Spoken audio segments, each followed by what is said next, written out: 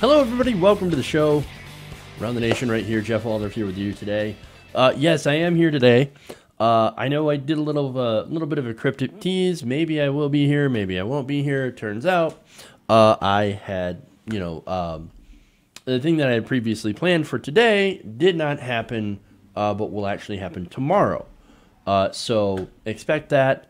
Not be here, not seeing the show tomorrow, but we'll be back, of course, on Friday. That said, welcome to the show today. Got a great one here for you guys today, including White House interns. According to a new economic report, the White House has some very sketchy hiring practices, apparently. I know that's not going to come to a shock, but just wait till you see the new interns. You're going to love it. Guaranteed. Then we have Ivanka Trump and her plan to cut student loan debt. You're going to like that. Then we have very scary video. Very, very short, but very disturbing video from a rally, a pro-Trump wall rally. So that's obviously disastrous. Then we have, of course, more details of the Trump budget. So what does it cut? How much? What's going to be affected? We've got that.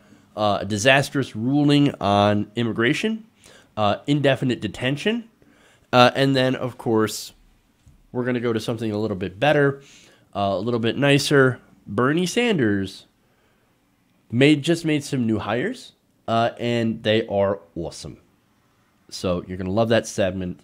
So stay through the show for all that. Okay. Now, before we go on, I got a correction from yesterday. So I did the story about Robert Kraft. So the main thing about that story is prostitution, I think, is okay. Trafficking is not okay. And wealth and privilege. Now, I didn't know at the time when I was reporting the story that 24 others had been given the same deal as Robert Kraft. So it's 24 others. I don't know the financial situations of those 24 other people who were given the same deal as Robert Kraft to basically say, okay, I will avoid jail time if I admit that if this goes to court, I will be found guilty, that I essentially have, did this. Okay, so there's that correction. Again, 24 people. Nonetheless, I still stand by comments about wealth and privilege and how there is a two-tiered justice system. So, anyway, there's that. Then we've got a couple of fun things. I just want to give you an update on the Devon Nunes story. Just a fun little update. It turns out that the Twitter cow that Devon Nunes is trying to sue, at Devon's cow, right? Well, with the help of one of the Ellen Show's producers, that Twitter account has now passed the number of followers from Devon Nunes' account. Oops. At Devon Cow now has over 400,000 followers. Nunes has about 395,000 followers. So, yeah, that's a fun little cell phone. In fact, Andy Lasner is the guy's name that produces for Ellen. He said, "We did it. The cow that Devon Nunes is suing officially now has more Twitter followers than he does. Devon Nunes' epic self-own is now complete. Thank you for reminding us all what a colossally pathetic putz Devon Nunes is. Hashtag be butter." That's fun. That's awesome. Then, real quick here, I also want to talk about Trump's comments at a recent, recent comments at a tank factory, where he went after John McCain. Look, I didn't prepare a full story. I don't have video for this, but so I'm just going to read the quote here. Quote, "I gave him the kind of funeral that he wanted, which as president I had to approve. I don't care about this. I didn't get a thank you. That's okay." We sent him on the way, but I wasn't a fan of John McCain. Well, you know what? I'm also not a fan of John McCain. To be honest about his record, he has done some things that have very negatively affected people, especially in the Middle East. When it comes to his foreign policy, he's about as hawkish as they come. He used to pal around with Lindsey Graham. So I'm not in favor of John McCain. That said, what are you doing, Donald Trump? What is wrong with you? Like, what?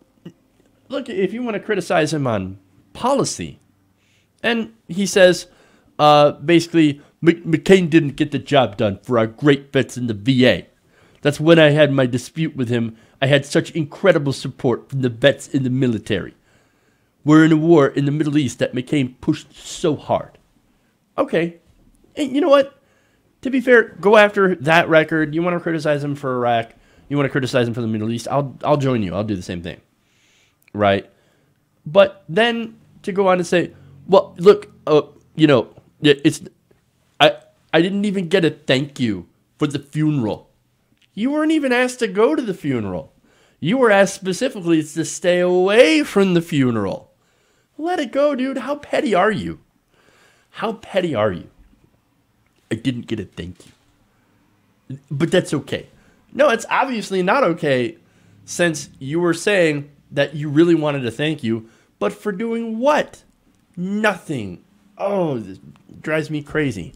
So, I just wanted to bring that up because it's so utterly Trump. He can't help himself. My God, man. He can't help himself. Okay, anyway. So, that said, those are the things that I wanted to kind of do real quick before we get into the other stories. So now, before we do that, I want to thank a few patrons and channel members. Let's start out with, I think we'll start with Mary Ewan, David Brezhner, Alan Go, Shane McAndrew, Alan Johnson, Romantic Warrior 1, John Murphy, and Lila Pochop. So thank you to all those members. You can sign up to be a member of patreon.com/TYTNation. We've got different tiers of membership. Tier 2 basically gets you the full show ad-free. So that's kind of awesome. And of course, anything above that also gets bonus videos. And you guys tell me what you want, like what you want me to talk about and some of the bonus stuff. So, because I literally have no idea. Also, one more thing. I may have some exciting news within the next couple of weeks. Maybe having to do with a panel appearance. I don't know. It's not set in stone. But when I get the details, and when I'm for sure, I know when I'm in it, I will let you guys know. Because it's going to be awesome. Okay. That said, channel memberships. I want to thank Brian Chandler for signing up through our YouTube memberships program. And of course, I want to thank everybody who's donated to the GoFundMe campaign so far to get a camera. And then through the various different ways, PayPal, Venmo, etc. All right. Now let's get to the stories. Felt like that was a lot to get through. Okay. Oh, yeah. One more thing, too. Beto O'Rourke's numbers. Robert Francis O'Rourke. Robert Francis O'Rourke actually has released some of his numbers. His fundraising numbers, his average donation is about $47. That's about double what Bernie Sanders' average donation, and it came from around 100,000 donors. That is obviously significantly less, and I think it has a lot to do with the bundling.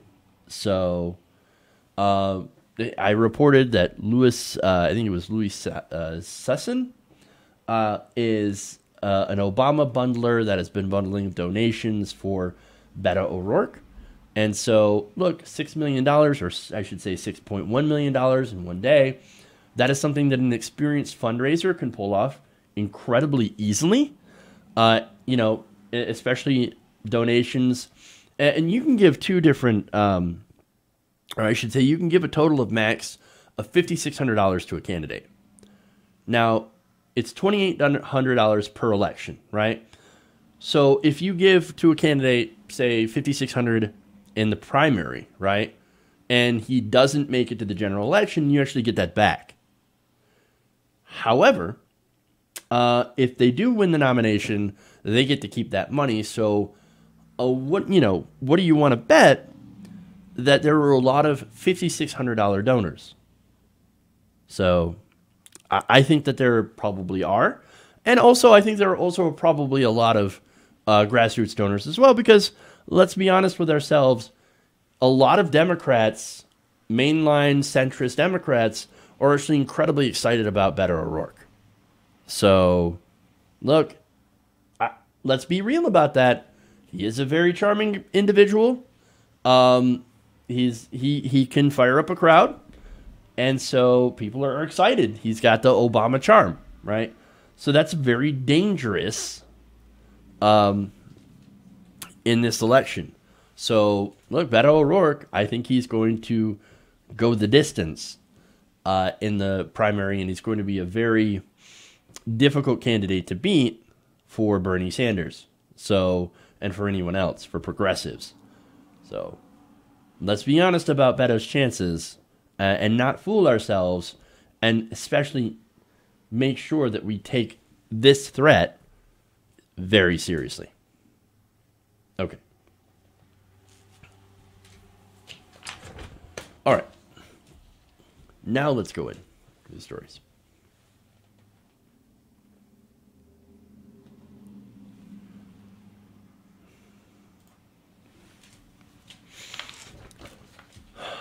Okay.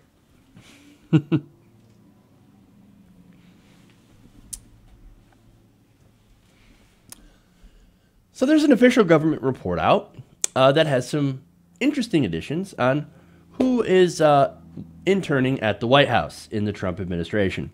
Now, this Martha Gimbel, who's a former Labor Department and Council of Economic Advisors official, who now works as the research director for the job posting site Indeed, tweeted out a screenshot Tuesday afternoon of the president's 2018 economic report. Now, the people included on this economic report as alleged interns included people like John Cleese, Peter Parker, and Bruce Wayne. Now, she also tweeted, "The economic report of the president has revealed that the quality of interns at the CEA is much better than it was when I was there. We never got cool ones like Steve Rogers, Bruce Wayne, Peter Parker, Aunt May, and John Cleese." Now, for you guys, you're probably thinking, wait a minute, I know those names. That's, you've got, Captain America, you've got Batman, you've got Spider-Man and his aunt. And wait a minute here. You got the guys from, Monty Python. Wow, those are some fantastic interns. Now, of course, obviously they're fake. They're fake interns. Now, along with Spider-Man and Batman, the report also featured Captain Catherine Janeway of the starship USS Voyager. Yeah. Also, Jon Snow, who is actually the name is spelled wrong, and J.T. Hutt. J.T. Hutt. Christina Wilkie tweeted this out as an explainer to people who might not understand these references. J.T. Hutt equals Jabba, Aunt May, Spider-Man's aunt, Peter Parker, Spider-Man, Captain America. Jon Snow is Jon Snow. And so the fact that they have to tweet this out and be like, these are some of the names that were interns in the Trump administration, and these are fake people. That's funny. That is not only funny, but also super sad. Now, Twitter, of course, had some reactions to this. I want to read a couple of those.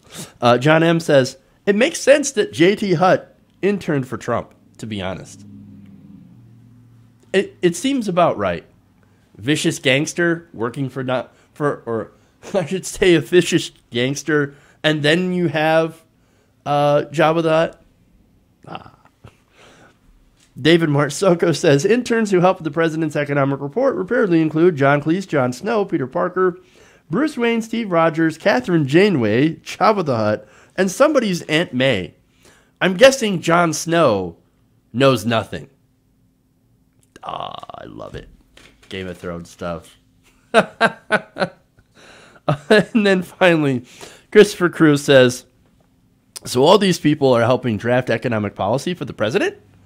Really? You know, you would think Captain America would actually end up coming up with better economic policy than give all money to the rich. Now, this is the level of insanity inside of the White House right now. I know Trump would be like, no, it completely well-oiled machine. JT Hutt and I, let me tell you about JT Hutt. Tremendous businessman, owns many casinos, and I was on his barge. It was very, very big. It's a very big barge. Yeah, again, insanity, right? But you got to laugh at it, because if you don't, well, then you'd end up having to cry.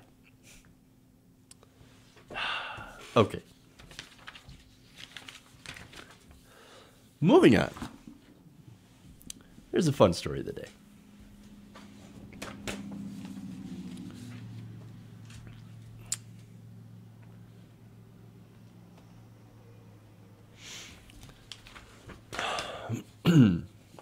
I hired the best fake people. I should have used that. The best fake people. Okay. Anyway.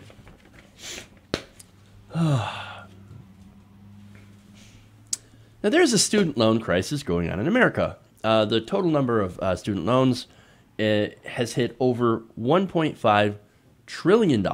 It's a major economic concern. And so, of course, the Trump administration is trying to take a look at trying to figure out how to solve this problem. Okay.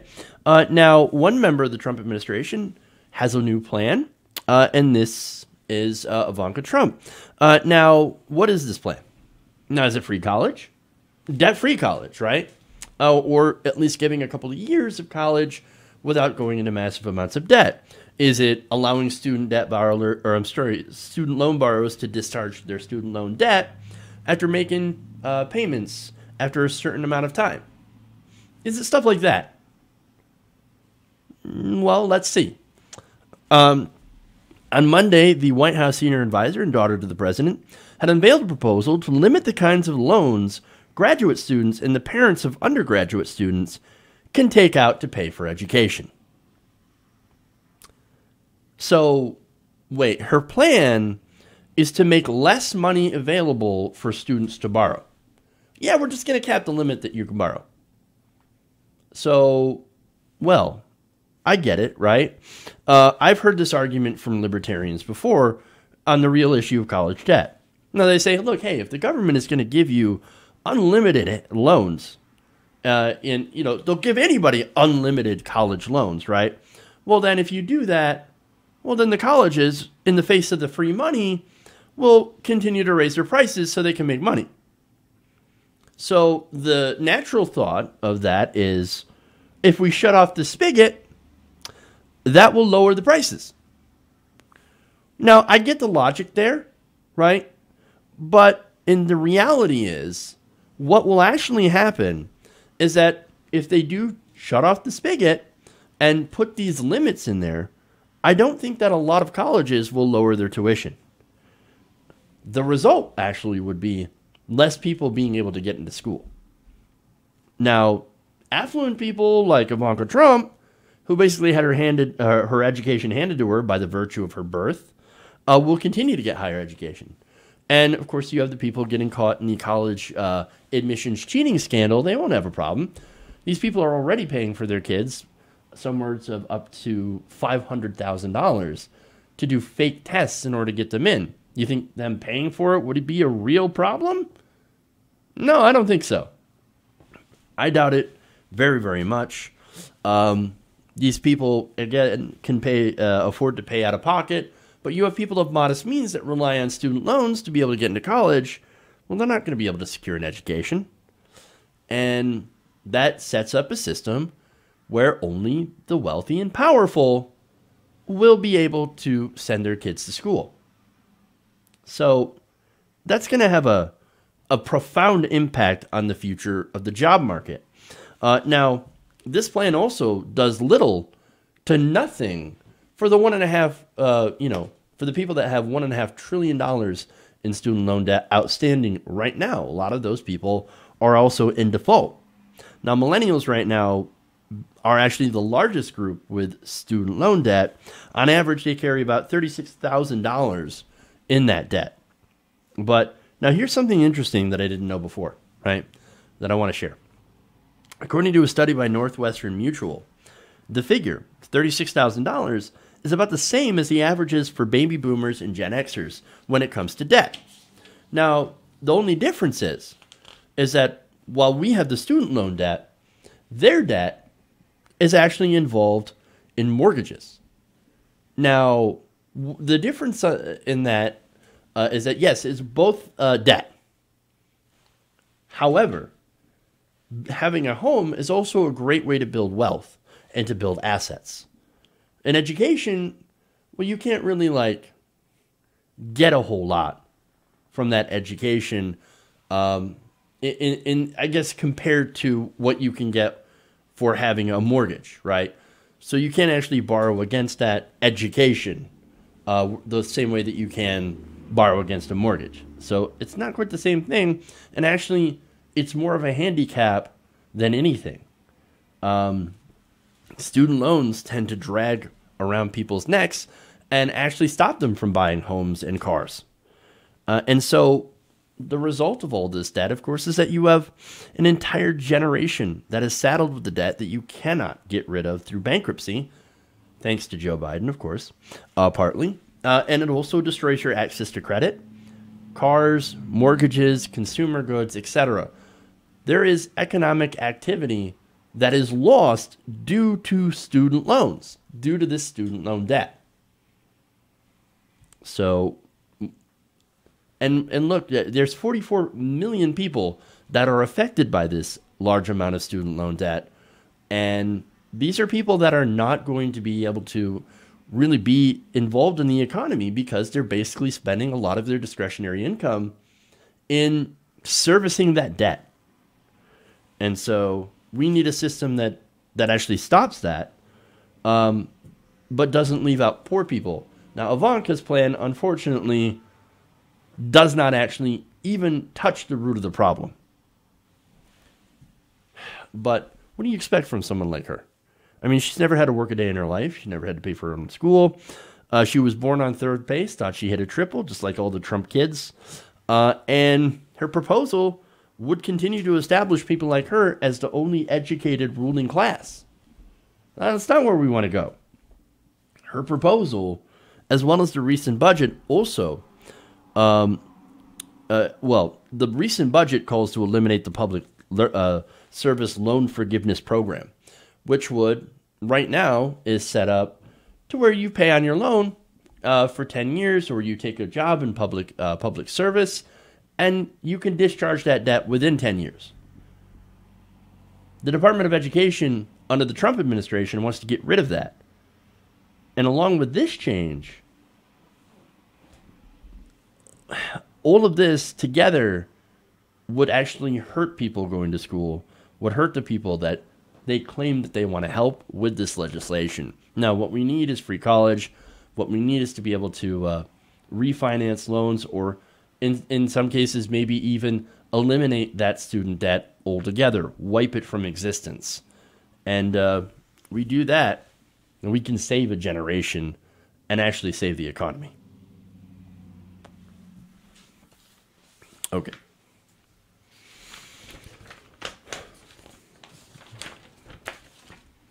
Let's move on to the next one. Whoops. We've got an overlap.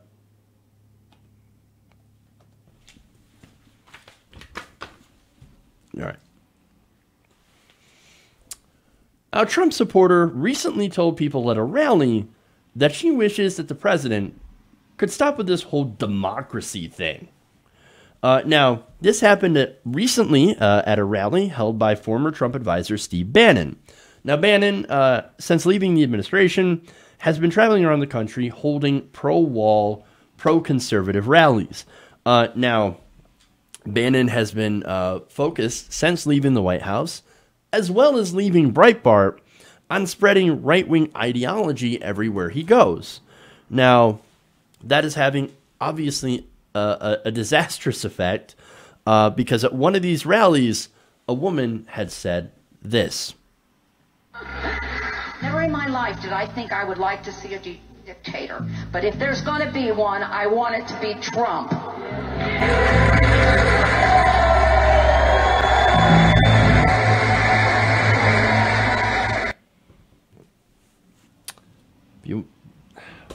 If there's going to be a dictator, I want that dictator to be Donald Trump. Now, she also said previous to that, I'm so upset that we've got so much trash that is supposedly representing us in Washington. Trash.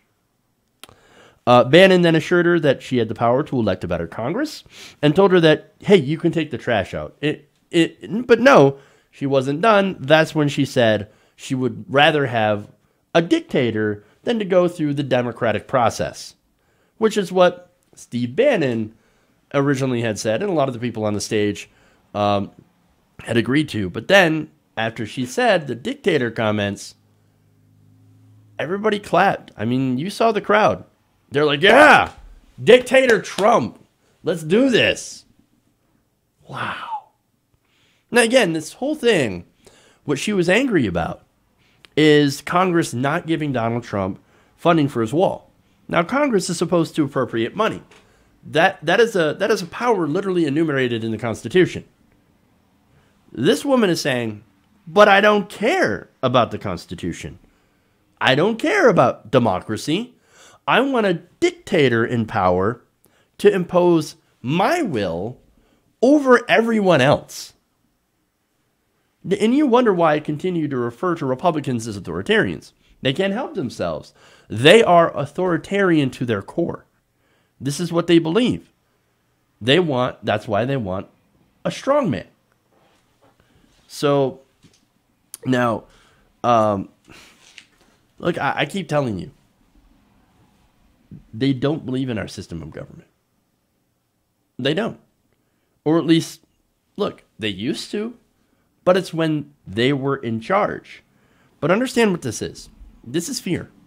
Conservatives are driven by fear. Fear stoked by pundits and politicians on the right who take advantage of that fear and they tell you who to hate. And look, these people hate immigrants because they believe that immigrants are the problem. They're the problem. But in reality, our economic system, and this is a valid critique, right now, our economic system is rigged against regular people in favor of the wealthy and corporations. So that's a real concern brought on by neoliberalism. Favors the rich and leaves people out. But the gross thing about this is that there are people who will take advantage of this, who perpetuate that system. And then when people are crushed and they're looking for something to do, they're looking for someone to blame. They say, look at those guys. Look at the immigrant. Those are the ones that are actually screwing you over. They're the problem. So let's do something about them.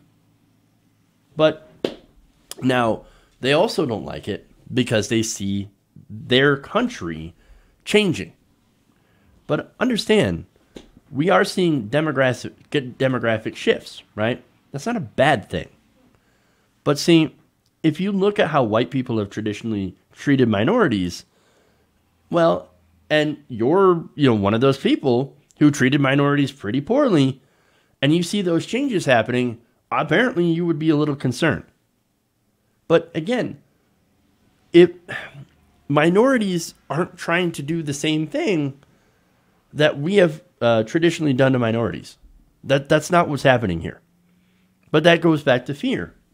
You've got people on the right that are anti-Semitic and racist. They're saying, oh no, the Jews will not replace this. The immigrants won't replace this. There are conspiracy theories flying around everywhere on the right wing, where you have oh, it's George Soros and the Jews trying to pay, these immigrants, setting up these caravans to come replace Americans. That's not what's happening.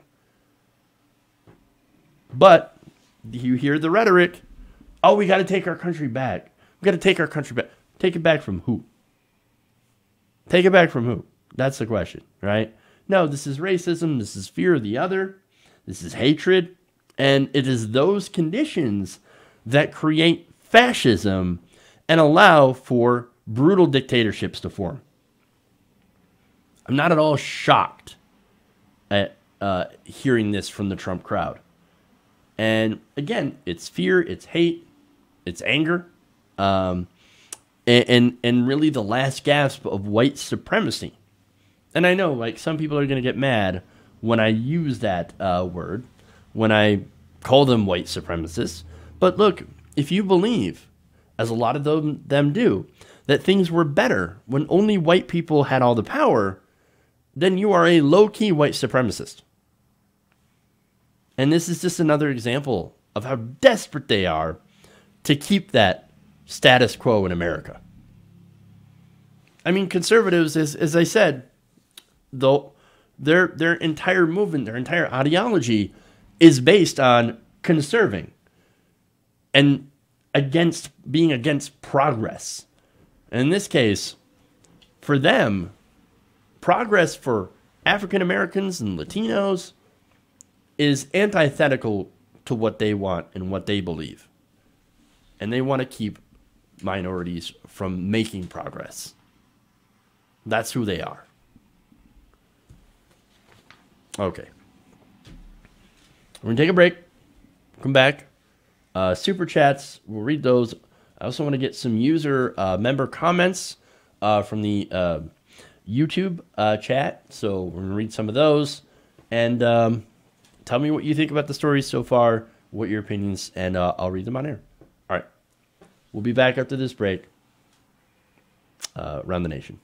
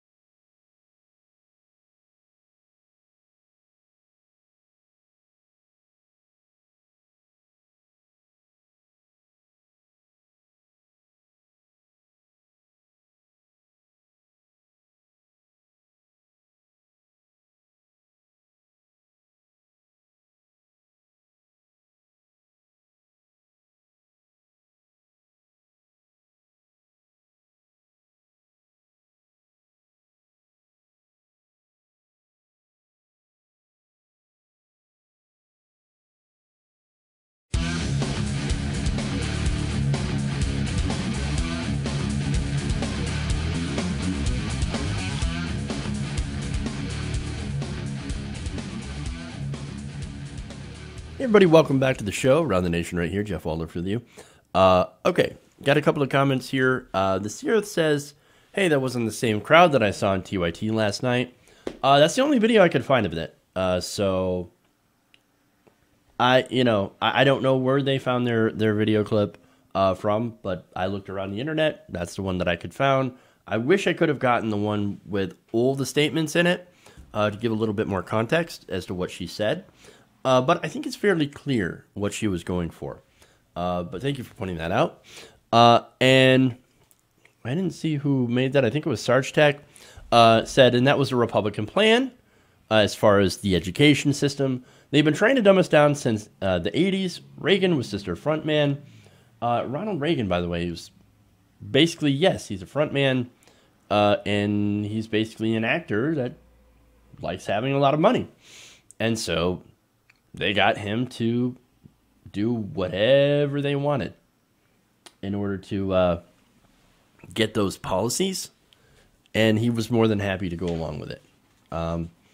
Make no mistake, the Republican Party today is still the party of Ronald Reagan. It's just gotten a lot more honest. And they feel the same way. I mean, Ronald Reagan ran an entire campaign on the welfare queen. Obvious racism. Obvious. But anyway, there was another made a comment about somebody listening in and hating George Soros. Hey, if you hate George Soros so much because he donates money to Democrats, then maybe you should get on board with getting all money out of politics. I want all money out of politics. I want Koch money out of politics. I want, union money out of politics. I want Soros money out of politics, Steyer money, all money. Just get it all gone. All the money out of the politics. And so we can have our representatives actually represent us. So if you don't like Soros and his political activities, and I even agree with some of the stuff that he funds, but I don't think he should have his money in politics. So maybe that's something that we can work together so we can find common ground on with the right. Getting that money, getting that corruption, and actually taking on the real swamp, which is the donors. So I just wanted to mention that. All right, moving on.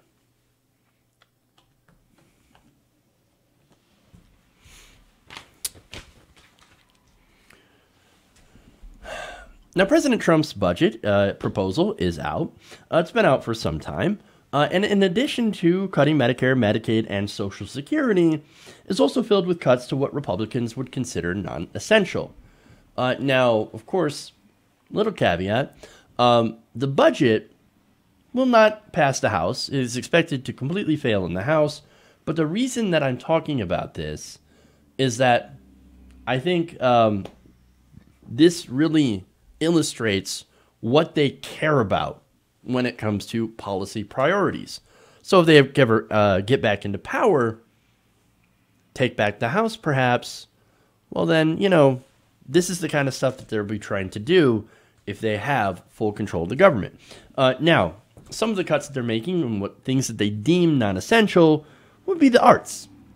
Now, President Trump's proposal calls for eliminating all federal funding for the arts, museums, humanities, public television, radios, and libraries. So, no more federal funding for libraries.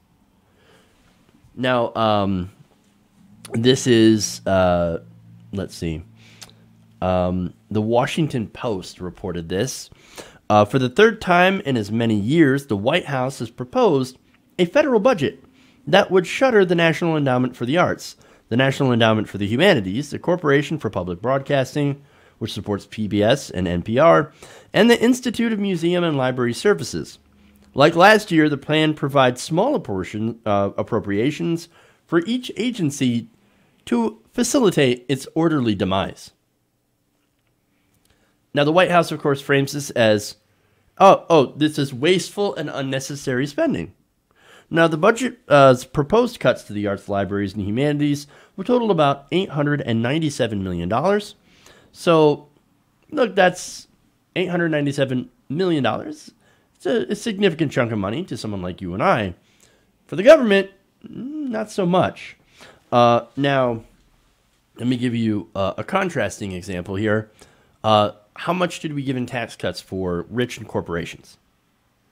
About $1.5 trillion. Now, $897 million is a bit of a drop in the bucket.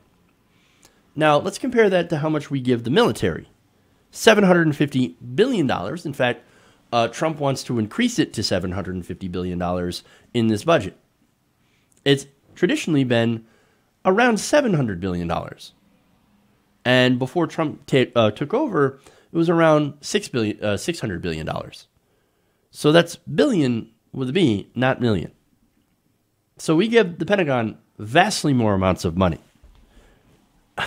So we have all the money in the world to bomb brown people and give money to defense contractors. But to help people pick up a book, we have literally no money left. None. Now, of course, here's the thing. Look, the Republican Party is not interested in culture, not interested in having public learning programs. They're just not. They're just not interested in that. No, what they would actually want is to have these services privatized for profit. That's what that is. Now, interesting fact here. Trump's budget just came just days after a study by the U.S. Bureau of Economic Analysis and the National Endowment for the Arts found that the arts contributed 4.2% of America's annual gross domestic product. That is more than agriculture, warehousing, or transportation. So, NEA Chair Jane Chu said, the robust data showed through hard evidence how and where arts and culture contribute value to the economies of communities throughout this nation. The data confirm that the arts play a meaningful role in our lives. Now, is this going to sway Republicans in office? No. Because that's not their primary concern. Art, culture, history? No, the only things they care about is to serve their donors. Things that profit their donors, right? So things like corporate subsidies, cutting taxes, deregulation, that's things that they would be more than happy to do. But what they think of as so-called waste is things that actually have a substantial cultural benefit to the country. And of course, let's look at what they really want to do. They decry waste, but want to shower billions of dollars on defense contractors, rich people, and corporations. These are the entities that already have all the money already. So $897 million for the entirety of our nation's cultural program, that's actually super sad. Now, as I said before, this budget is DOA. It's not going to pass the House. But it shows their priorities. This is what the Republican Party stands for. They also, by the way, in the same budget, wanted to cut education. Funding for education, funding for science, the National Institute of Science, the National Institute of Health. So anything that benefits regular people, regular human beings, or deals with facts, or studies climate change, for example, they would love to destroy in order to give that money to their donors. And the final irony, of course, is that you look at wealthy people and they end up having a lot of art, a lot of culture. They're the ones who generally take advantage of having their extreme wealth and use that to, go and see all the different art and culture programs, etc. But at the same time, they don't want to fund it. And when it comes to poor people having the same access to that, well, they don't want them to have that same access. This is who the Republican Party, unfortunately, is. They hate the arts, they hate culture, if it's accessed by regular people and paid for by public funds. Okay.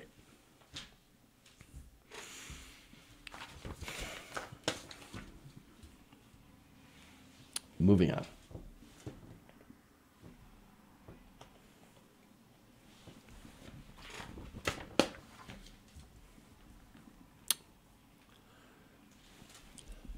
Now, on Tuesday, the Supreme Court handed down a ruling in favor of the Trump administration when it comes to indefinite detention. Now, this is according to a report by the Associated Press. The issue in the case before the justices has to do with the detention of non-citizens who had committed a broad range of crimes that could make them deportable. Now, immigration law says the government must arrest those people when they are released from custody and then hold them while an immigration court decides whether they should be deported. Now, those affected by the law, however, aren't always picked up immediately and are sometimes not detained until years afterwards. And so what happens is that sometimes, or, well, as of recently, during the Trump administration, ICE has been empowered to go and pick up those immigrants. Now, in a case before the Supreme Court, a group of mostly green card holders did argue that unless they're picked up essentially within a day of being released, they should be entitled to a hearing where they can argue that they are not a danger to the community and are not likely to flee. So now, if the judge were to agree, then they would not have to remain in custody while their deportation case moves forward. Now, that's the same hearing rule that applies to other non-citizens the government is trying to deport. However, in this Supreme Court decision, they disagreed with the immigrants' interpretation of that federal law. Looking at statutory provision enacted by Congress in 1996, Justice Samuel Alito wrote that neither the statute's text nor its structure supported the immigrants' argument. And of course, the court's conservative justices ended up siding with the administration. Now, this case is based on a man who was busted twice for marijuana possession. Now, he was released in 2006 last, and 7 years later, ICE had picked him up and put him in indefinite detention until he won his deportation case. Now, apparently, though, if you do your time, you can go back and you can get picked up by ICE after you get released, sometimes years after. Well, now, wait a minute. That's not right. Now, look, does it make sense to put people in detention if you think that they are violent? Yeah, of course. That's for the judge to decide. If you are a danger and if you are a flight risk. Let the judge be a judge and say, okay, look, I don't think you're a flight risk, so we don't have a problem. We're going to let your deportation case proceed. Now, as for this original defendant who all they had was marijuana possession, well, that's not a violent crime.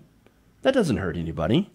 And despite doing his prison time for that, which I believe no one should have to, because, again, it is a nonviolent crime, and marijuana should be legal, he then gets imprisoned by ICE for about 7 years while awaiting his deportation hearing.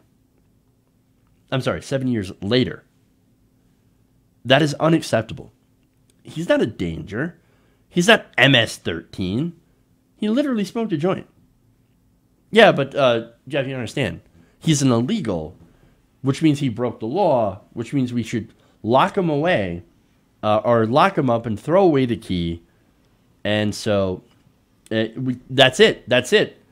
Like, throw him in the dungeon. I think that's kind of gross, really. But see, it's just a pattern that of taking away any legal protections from undocumented immigrants. And that's what the court is trying to do. During the court's last term, Justice Stephen Breyer warned us that this was happening, that they were trying to eliminate constitutional protections from immigrants. Dissenting in a case called Jennings versus Rodriguez, Breyer wrote this, quote, "Whatever the fiction, would the Constitution leave the government free to starve, beat, or lash those held within our boundaries? If not, then whatever the fiction, how can the Constitution authorize the government to imprison arbitrarily those who, whatever we might pretend, are in reality right here in the United States? The answer is that the Constitution does not authorize arbitrary detention. And the reason that it is so, is simple. Freedom from arbitrary detention is as ancient and important a right as any found within the Constitution's boundaries. Literally taking away someone's freedom. Now, what was the one thing that the founders prized above all else? Individual freedom. Locking someone up is against freedom. So, and look, the whole point of that is you can't throw people in prison for no reason. Even if they're undocumented, even if they had done a crime before, but then had served their time. And that's very important. You already served your time, but then later on, the government decides, I don't care, you're here illegally, we're going to throw you in prison while you await your deportation hearing. When in reality, that is not a crime that you should be imprisoned for. But, again, they don't want immigrants coming here. They don't like immigrants. And what they want to do is they want to strip them of any and all rights. And here, Justice Breyer was warning us. He continues in his dissent, that is because we cannot interpret the words of this specific statute without also considering basic promises that America's legal system has long made to all persons. All persons. In deciphering the intent of the Congress that wrote this statute, we must decide, in the face of what is, at worst, linguistic ambiguity, whether Congress intended that persons who have long since paid their debt to society would be deprived of their liberty for months or years without the possibility of bail.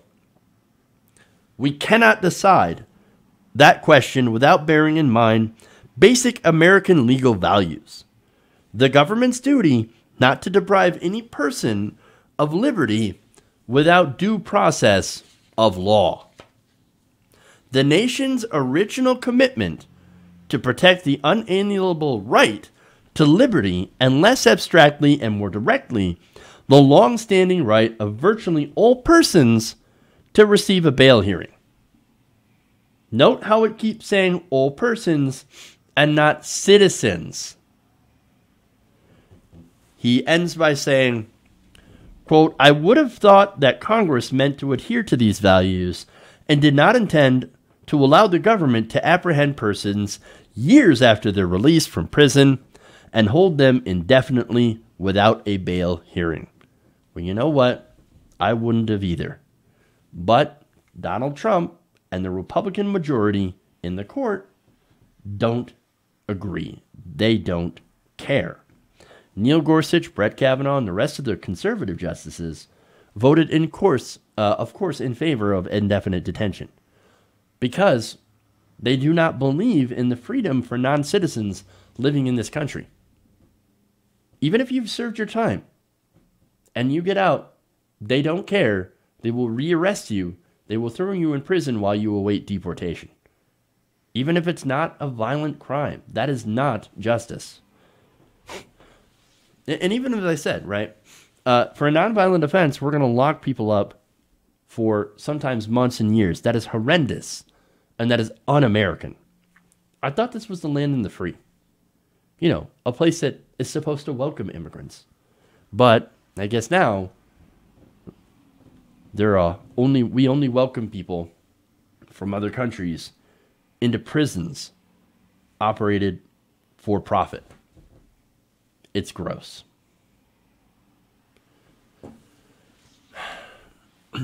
Okay.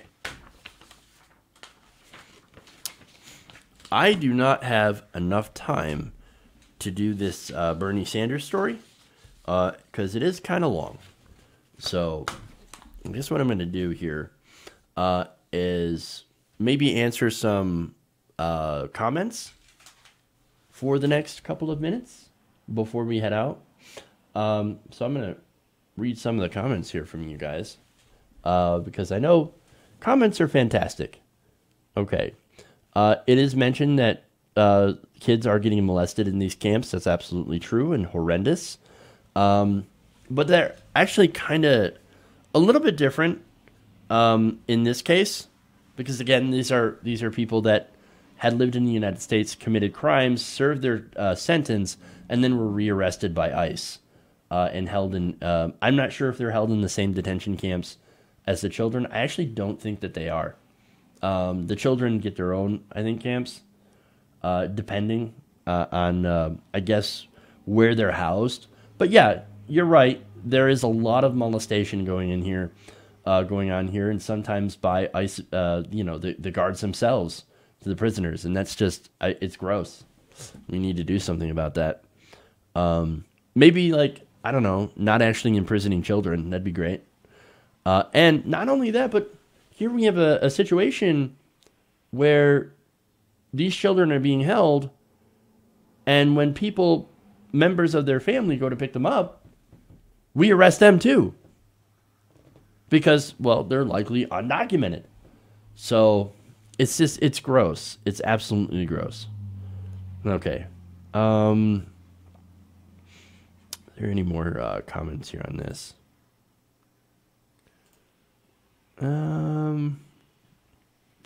There's a Dune. Am I not putting up the whole show on YouTube? So, okay, so good question on that. I had some issues with the YouTube recording, so that's why it didn't get put up on YouTube. But it still went up for patrons. So you can go and you can see it on Patreon. But yes, normally the show does end up on YouTube, the full one. It's just that the last couple of days there were issues with my recording, so I decided not to have it go. All right. So yeah, it should be good from now on. All right. Another question here. One more. AOC is on the Late Show tonight. That's going to be interesting. And lots of Dune comments. Okay. So, that's it, guys. I'm going to get off the air. Thank you for going around the nation with me today. Please like and share the stream if you haven't already. Appreciate it. That helps out the show, of course. Thanks to those. Camera update. There is no update on the camera yet, Sarge. I'm actually not going to get that until after we move because I've already got a lot of stress going on. So, and that's not for a couple months yet. But don't worry. I will show you the camera once I get it. I'll do like a kind of like a behind the scenes for you guys and show you how it's going to be set up and what kind of camera is it and all that stuff. So, all right. Do I have unread super? I do, don't I? That's right, I do. Thank you for reminding me on that. Alex Robbie says, 1/3 of the U.S. thinks the universe is a monarchy. I'm going to have to look that up because that's crazy. And Sarge Tech says, how far have we come from the original Trump White House? Now we have fakes and comic book characters as interns. What is going on? I wish I knew, but maybe we should ban the White House just until we know what the hell is going on. So I think that's a fair compromise. Just ban everything, ban the White House until we all know what the hell's going on. So, okay. Thanks, guys. We'll be back on Friday. So, thank you. Love you guys. And remember, change begins with you. Good night, nation. We'll see you guys on Friday. TYT's next.